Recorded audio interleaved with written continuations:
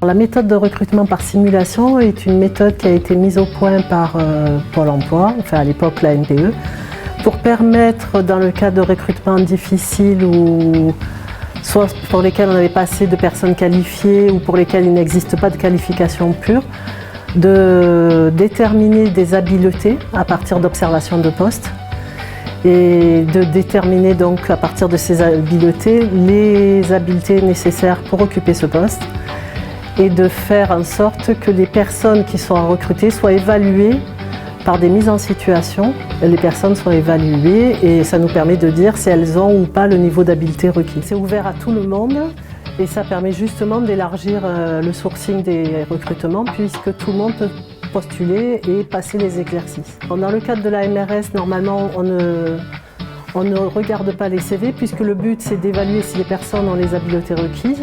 Et si elles ont les habiletés requises, elles ont un entretien d'embauche avec l'employeur.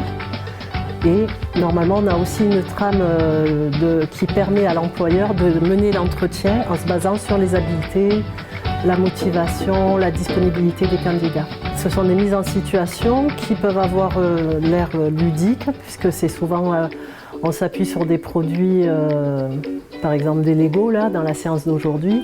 Il y a des Lego, il y a des cubes, c'est des objets qui semblent ludiques alors que c'est très très sérieux.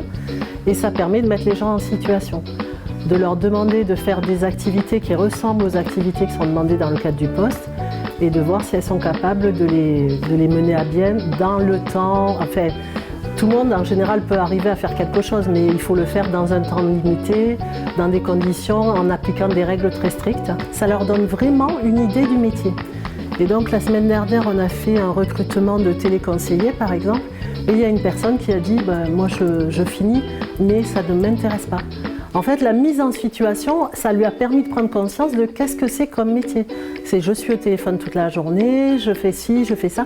Et en fait, à la fin de la session, elle a réalisé que ça ne l'intéressait pas. Ça leur permet de postuler un poste pour lequel, a priori, ils n'ont ni qualification, ni diplôme, ni expérience, puisque c'est ouvert à tout le monde. Donc on ne demande pas du tout le parcours des uns et des autres. Et ça leur permet de savoir, d'avoir une chance de plus, d'élargir leur piste de recherche d'emploi.